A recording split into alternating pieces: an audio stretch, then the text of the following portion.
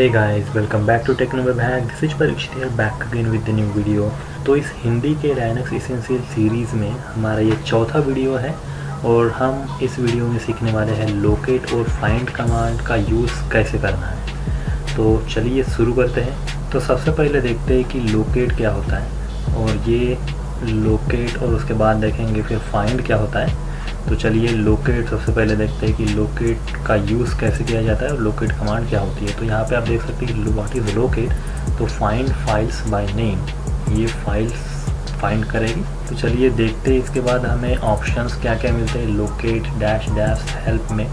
तो हम इन सब ऑप्शंस का यूज़ कर सकते हैं हम लोकेट कमांड का यूज़ करने के लिए, जिसमें डिफरेंट ऑप्शंस दी गई है और आप ये चेक कर सकते हो कि क्या ऑप्शन क्या काम करेगा। तो उसमें से चलो देखते हैं कि जैसे अभी हमें लोकेट करना है किसी फाइल को। तो चलिए देखते हैं किसी फाइल को क्रिएट करने के बाद उसको लोकेट करके देखेंगे कि एग्जैक्टली ये कहाँ पर अवेलेबल है।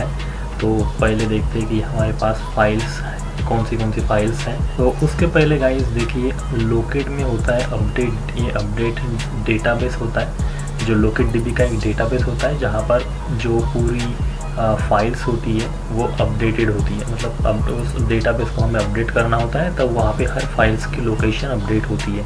तो चलिए अब एक नया फाइल क्रिएट करते हैं test7.txt करके, और उसको भी हम लोकेट करने की कोशिश करेंगे कि एग्जैक्टली ये फाइल कहाँ पर है। जैसे कि हमने ये डेस्कटॉप पे क्रिएट किया तो यहाँ पे देखिए ये फाइल तो क्रिएट हो गई, लेकिन अब मैं इसे लोकेट करने की कोशिश करता हूँ। तो लोकेट test7.txt, और आप देख सकते हो कि हमें यहाँ पे कुछ भी पाथ नहीं मिला है क्योंकि हमने डेटाबेस को अपडेट नहीं किया है। तो सबसे पहले हमें लोकेट डीबी का जो या लोकेट कमांड का जो डेटाबेस होता है उसे हमें अपडेट करना पड़ेगा। अपडेट डीबी कमांड उसके लिए हमें यूज़ करनी पड़ेगी, अपडेट डीबी।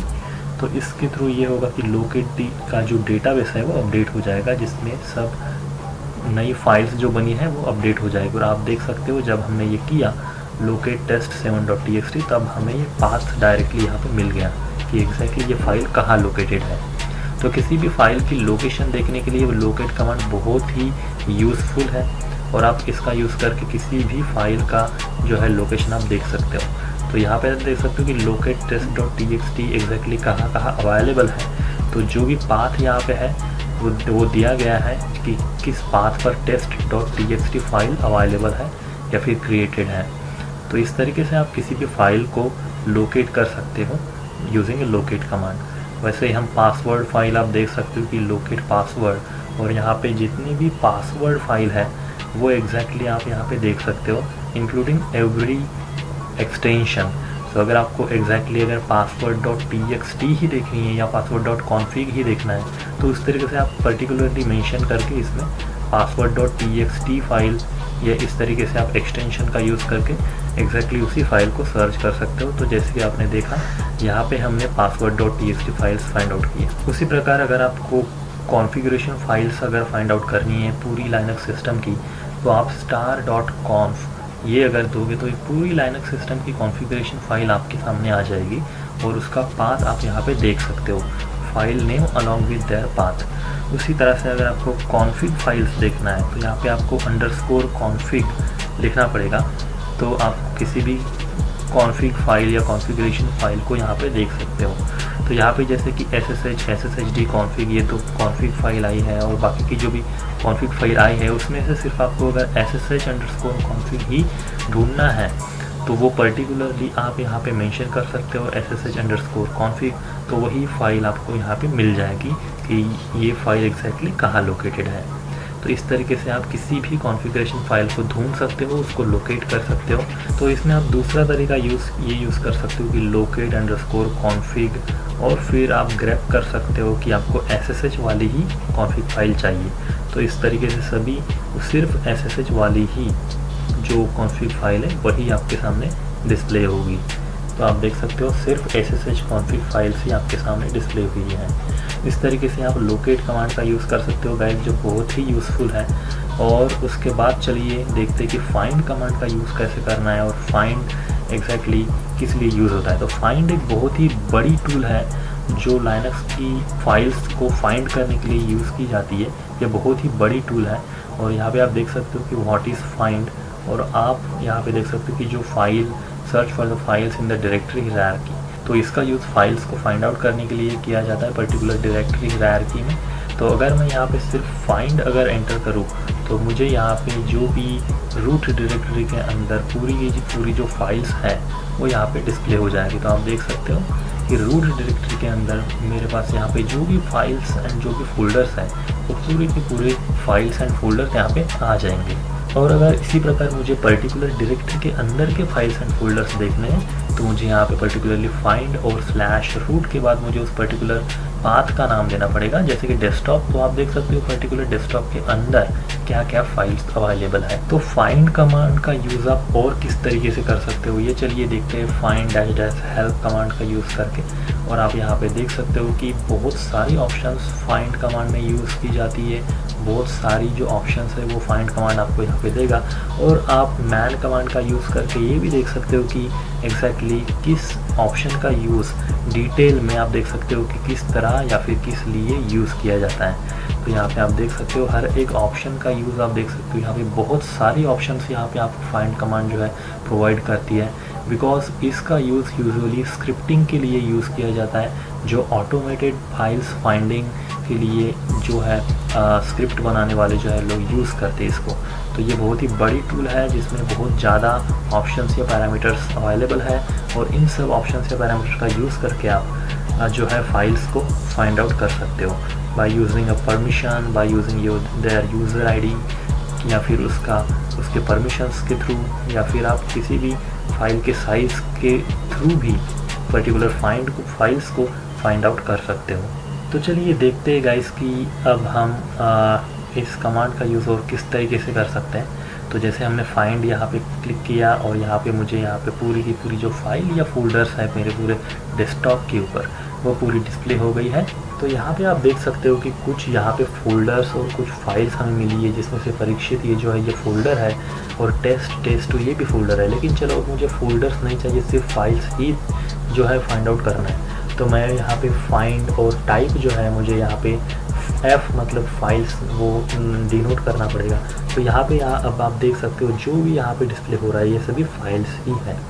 तो यहाँ पे अभी हमें फोल्डर्स जो है वो नहीं दिख रहे हैं। तो यहाँ पे अगर मैं D दूँ इंस्टेड ऑफ F, तो यहाँ पे आप देख सकते हो कि जो भी डायरेक्टरी है इस डेस्कटॉप के अंदर वो यहाँ पे मुझे डिस्प्ले हो चुकी है। तो इस तरीके से आप कौन सी फाइल्स है या कितनी फाइल्स है या डायरेक्टरी है ये सब आप उसमें देख सकते हो। तो अगर आपको किसी समझो अगर आपको एम्प्टी फाइल्स देखेंगे कि यहाँ पे एम्प्टी फाइल्स कितनी है, तो यहाँ पे आपको फाइंड डैश एम्प्टी करना पड़ेगा। तो आप देख सकते हैं कि यहाँ पे डेस्कटॉप में हमारे पास ये टेस्ट 7 से लेके टेस्ट 2 फोल्डर तक जो भी फाइल्स एंड फोल्डर्स है वो एम्प्टी है। इस तरीके से आप देख सकते हो। उस तरीके से अगर आप फाइल और फाइल का नाम अगर लिखोगे तो यहाँ पे ये वो फाइल अगर एम्प्टी है तो वो यहाँ पे आपको डिस्प्ले करेगा। ठीक है गाइस, तो चलिए आगे बढ़ते हैं, देखते हैं कि हम परमिशंस या फिर एग्जीक्यूटेबल, रीडेबल, राइटेबल इन सब परमिशंस का यूज़ करके और किस तरह से हम फाइल्स को फाइंड आउट करेंगे। तो चलिए देखते हैं कि यहाँ पे पहले तो फाइंड, और फिर चलिए देखते हैं कि यहाँ पे एग्जीक्यूटेबल मतलब यहाँ पे कौन सी फाइल्स है जो एग्जीक्यूटेबल है। तो यहाँ पे ओनर के थ्रू जो भी फाइल्स एग्जीक्यूटेबल है वो पूरी फाइल्स यहाँ पे डिस्प्ले हो जाएगी। चलिए देखते हैं रीडेबल फाइल्स। तो यहाँ पे आप देख सकते हो कि ये पूरी फाइल जो है रीडेबल भी है ओनर के थ्रू, उसकी वजह से ये रीडेबल है और एग्जीक्यूटेबल है, इसलिए वो डिस्प्ले हो रही है। अगर आपको ग्रुप आईडी के थ्रू फाइल्स को फाइंड आउट करना है तो यहाँ पे आप देख सकते हो कि सबसे पहले देखते हैं कि यहाँ पे ग्रुप्स कौन से हैं। तो हम देखेंगे कि कैट etc ग्रुप्स के अंदर देखेंगे ग्रुप्स क्या क्या है अवेलेबल मेरे पास।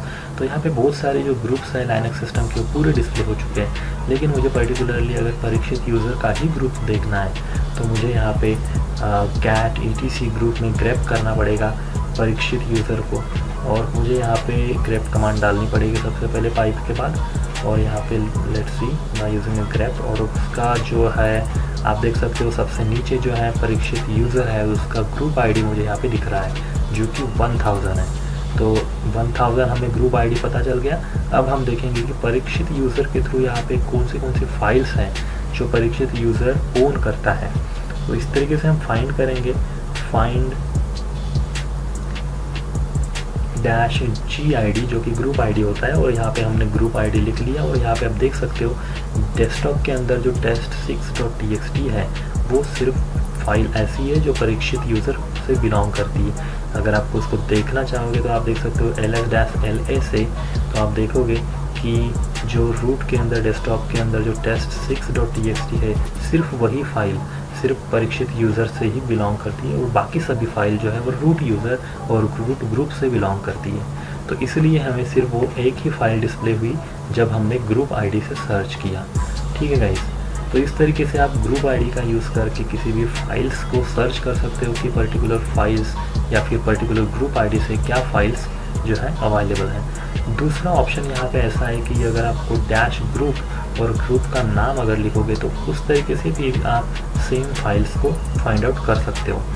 Instead of group ID you can also specify group. और यहाँ पे दूसरा ऑप्शन है कि आप यूज़र से भी फाइंड आउट कर सकते हो कि अगर मैं डैश यूज़र लिखूँ तो मुझे इस यूज़र से जो भी फाइल्स क्रिएट हो चुकी है वो पूरी क्रिएट हुई फाइल्स मुझे यहाँ पे डिस्प्ले होगी। और इसमें चलिए आगे बढ़ते और देखते हैं कि आगे क्या है। तो टाइप एफ जो कि हमने देखा था कि जो फाइल एक टाइप होता है, इस फाइल के थ्रू भी हमने अभी ऑलरेडी ये चेक किया है। और नेक्स्ट जो है गाइस यहाँ पे फाइंड MIN और 25, so a file which data got modified 25 minutes ago. सो हमें यहाँ पे अगर किसी ऐसी फाइल्स को ढूंढना है जिसको हमने कुछ मिनट पहले मॉडिफाई किया था, तो हमें यहाँ पे -MIN मतलब मॉडिफाइड मिनट एगो और 25 जैसे हमने दिया यहाँ पे या 30 दिया, तो 30 मिनट्स पहले भी कोई फाइल्स जो है मॉडिफाइड नहीं हुई है, 60 मिनट पहले भी नहीं हुई है, 120 मिनट्स पहले भी नहीं हुई है। तो लेकिन आप देख सकते हो कि अगर कोई फाइल मॉडिफाई होती है तो यहाँ पे आप देख सकते हो। तो चलिए देखते हैं, आगे बढ़ते हैं। और यहाँ पे डैश नेम जो पैरामीटर है उसका यूज़ हम कैसे करेंगे। तो डैश नेम से हमें फाइल का नेम स्पेसिफाई करना पड़ेगा यहाँ पे, और आप देख सकते हो कि उस पर्टिकुलर फाइल का जो पाथ है वो यहाँ पे डिस्प्ले हो जाएगा। तो ये ऑलरेडी अभी करंट डायरेक्टरी के अंदर है, इसलिए हमें यहाँ पे डॉट दिख रहा है। और यहाँ पे आई नेम जो है उसके थ्रू हमें ये जो है इन केस सेंसिटिव हो जाएगा, और अगर कैपिटल टी में अगर कोई फाइल थी या है तो वहाँ पे मुझे वो डिस्प्ले होती। लेकिन यहाँ पे आप देख सकते हो जो कैपिटल टी में हमारे पास फाइल है लेकिन वो डिस्प्ले नहीं हुई है, जो बिकॉज वो test2.txt है। तो हमने test.txt को सर्च किया, test2.txt को नहीं। तो यहाँ पे चलिए test2.txt को सर्च करते हैं, और हमारे पास ऑलरेडी आई जो ऑप्शन है जो इन केस सेंसिटिव के लिए यूज़ होता है वो हमें यहाँ पे अब देंगे, तब हमें ये फाइल डिस्प्ले होगी। जैसे कि आपने देखा पहले हमें डिस्प्ले नहीं होती है वो, बिकॉज हम आई ऑप्शन को रिमूव करते हैं, और अब हमें यहाँ पे वो फाइल देखने में मिल सकती है बिकॉज हमने आई ऑप्शन का या पैरामीटर का यूज़ किया है। तो इस तरीके से जो है हम डैश नेम ऑप्शन का यूज़ कर सकते हैं, जो कि फाइल्स को फाइंड आउट करेगा विद देयर नेम। ठीक है गाइस, तो चलिए अब देखते हैं कि different ways to specify the permission. यहाँ पे क्या क्या अलग तरीके के परमिशन को हम स्पेसिफाई करके फाइल्स को फाइंड आउट कर सकते हैं। तो चलिए वो देखते हैं कि यहाँ पे पहले तो सबसे पहले देखेंगे हमारे पास परमिशंस क्या क्या है। तो यहाँ पे आप देख सकते हो कि मुझे ओनर पे रीड राइट परमिशन है, ऐप इंस्टॉल ये एक फ़ाइल है, और password.lst या परीक्षित ये फोल्डर है। ये जितने भी फाइल फोल्डर है इसमें आप देख सकते हो कि रीड राइट परमिशन ओनर के लिए है, ग्रुप के लिए रीड परमिशन है, और रीड राइट एग्जीक्यूट परमिशन जो है वो अदर यूज़र के लिए है। तो यहाँ पे हम चलिए देखते हैं कि अब इन सब परमिशंस का यूज़ करके हमें फाइल्स को कैसे फाइंड आउट किया जाएगा। तो सबसे पहले तो गाइज मैं जो अदर यूज़र है उसमें से एग्जीक्यूट और रीड राइट परमिशन जो है वो मैं हटा देता हूँ। तो इसमें मुझे करना पड़ेगा chmod o- read write execute, जो रीड राइट एग्जीक्यूट परमिशन को अदर यूज़र से हटा देगा। और यहाँ पे मुझे जो है डेस्कटॉप के अंदर की पूरी फाइल्स को जो है अप्लाई करना है ये सब कुछ। तो मुझे यहाँ पे रिकर्सिव ऑप्शन का यूज़ करना पड़ेगा जो -r है। तो चलिए मैं एंटर करते हैं और देखते हैं कि ये कैसे काम करेगा। आपने एंटर किया और आप फाइल्स को देख सकते हो कि ls-l, और आप देख सकते हो कि रीड राइट एग्जीक्यूट परमिशन जो है वो हट गई है इसमें। अगर आपने परमिशन वाला मेरा वीडियो नहीं देखा होगा तो इसके पहले मैंने एक परमिशन का वीडियो बनाया है जो कि हिंदी में भी है और इंग्लिश में भी है, तो उससे आप पहले देख सकते हो ताकि ये वीडियो समझने में आपको आसानी हो। फाइंड डैश परम और यहाँ पे अदर यूज़र में डैश ए प्लस एक्स। तो ये फाइंड आउट करेगा कि अदर यूज़र को अगर एग्जीक्यूट परमिशन है तो वो फाइल्स फाइंड आउट करेगा, लेकिन यहाँ पे अदर यूज़र से हमने एग्जीक्यूट परमिशन हटा दी है, जिसकी वजह से इसने कुछ भी फाइंड आउट नहीं किया है। और यहाँ पे अभी हम देखेंगे कि वेदर रीड परमिशन है, तो यहाँ पे रीड परमिशन भी नहीं है क्योंकि हमने रीड परमिशन भी हटा दी है, इसलिए हमारे पास यहाँ पे कोई भी फाइल डिस्प्ले नहीं हुई है। तो चलिए अब देखते हैं गाइस कि यूज़र को अगर मतलब ओनर को अगर रीड परमिशन है तो हम उसके थ्रू मतलब U+R करके देखेंगे और देखेंगे कि यूज़र वाली जो रीडेबल फाइल्स है वो यहाँ पे डिस्प्ले होती है। तो यहाँ पे देख सकते हो ये जो पूरी फाइल्स हैं उनको रीड परमिशन दी गई है, इसलिए ये सभी फाइल्स यहाँ पे डिस्प्ले हो चुकी है। उसी प्रकार अगर हम देखेंगे तो हमें स्लैश देकर भी ये फाइल्स को फाइंड आउट किया जा सकता है। तो ये हुआ इसका दूसरा तरीका। तो यहाँ पे और दूसरा तरीका है दोस्तों, जो है फाइल्स को हमें फाइंड आउट करने के लिए हेल्प होती है वो परमिशंस के नंबर या न्यूमेरिक वैल्यू के थ्रू। तो चलिए न्यूमेरिक परमिशंस के थ्रू हम कैसे फाइल्स को फाइंड आउट करेंगे। तो यहाँ पे जैसे हमने दिया है फाइंड और यहाँ पे डैश पर और यहाँ पे हमें स्पेसिफाई करना पड़ेगा परमिशंस को। जैसे कि आपको पता है हमने कवर क्या किया था, तो यहाँ पे जो 4 होता है वो पर्टिकुलर रीड के लिए होता है। अगर हम 4 में 2 अगर ऐड करेंगे तो अगर आपको पता हो हमारा परमिशन वाला वीडियो जैसे कि हमने देखा था जिसमें 4 जो होता है वो रीड के लिए होता है, नंबर 2 जो होता है वो राइट के लिए होता है और नंबर 1 वो होता है एग्जीक्यूट के लिए। तो अगर किसी यूज़र को एग्जीक्यूट परमिशन है तो सिर्फ मुझे 1 से फाइंड आउट करना पड़ेगा, और अगर मैं तीनों जगह पे अगर 1 1 1 दूँ तो इसका मतलब हो जाएगा तीनों मतलब user, group and other user तीनों को एग्जीक्यूट परमिशन है। तो ये जो 4 + 2 + 1 जो होता है वो 7 होता है, जो कि रीड राइट एग्जीक्यूट परमिशन को इंडिकेट करता है। अगर मेरा परमिशन वाला वीडियो आपने पहले नहीं देखा होगा तो प्लीज़ उससे जाकर पहले देखिए ताकि आपको ये वीडियो समझने में बहुत आसानी हो। तो चलिए आगे बढ़ते हैं और देखते हैं कि फाइंड डैश पर, और मैं अब यहाँ पे डैश 6 दूंगा या फिर 6 6 6 दे के देखता हूँ, मतलब read write read write read write. तो ये फाइंड डिनोट करेगा रीड राइट परमिशन को। तो इसके थ्रू आप देख सकते हो कि ओनर, ग्रुप और अदर यूज़र तीनों को रीड राइट परमिशन वाली ऐसी कोई फाइल्स नहीं है जिस डेस्कटॉप पे जो वहाँ पे डिस्प्ले होती। लेकिन अब मैंने यहाँ पे जो मॉडिफाई किया सिर्फ ओनर को ही रीड राइट परमिशन हो ऐसी फाइल्स यहाँ पे डिस्प्ले हो चुकी है, बिकॉज मैंने ग्रुप और अदर यूज़र को सिर्फ 0 दिया। तो चलिए ग्रुप को भी अब रीड राइट परमिशन दे के देखते हैं, 6 दे के देखते हैं, हमें कुछ डिस्प्ले नहीं हुआ तो अब यहाँ पे 4 दे के देखेंगे। चलिए देखते हैं। ओके, तो रीड परमिशन है सिर्फ ग्रुप को, तो इन फाइल्स पे रीड परमिशन है। तो इस तरीके से आप देख सकते हो रीड परमिशन ग्रुप के लिए है जबकि read and write permission owner के लिए है। तो यहाँ पे आप दूसरा तरीका देख सकते हो गाइस, परमिशंस में कंडीशंस का आप यूज़ कर सकते हो, लाइक बट, नॉट और इज इक्वल टू, और इस तरीके से आप यूज़ कर सकते हो इन सब कंडीशंस का, और आप फिर इन परमिशंस के थ्रू किसी फाइल्स को जो है फाइंड आउट कर सकते हो। तो चलिए इसे भी ट्राई करके देखते हैं। फाइंड डैश परम और 040 मतलब सिर्फ ग्रुप ही रीड कर पाएगा। उसके बाद बट, नॉट और यहाँ पे परम डैश 400 मतलब ओनर जो है वो रीड कर पाएगा। और तो यहाँ पे पूरी परमिशन जो ऐसी होती है, ऐसी फाइल्स फाइंड आउट करो जो ग्रुप रीड कर सकता है but not the owner. Okay, तो ये परमिशन हो जाएगी। तो चलिए देखते हैं कि कुछ फाइल्स है। तो यहाँ पे आप देख सकते हो कि कुछ भी फाइल्स हमें नहीं मिली है क्योंकि ऐसी कोई फाइल्स नहीं है जो ओनर्स रीड ना कर सके।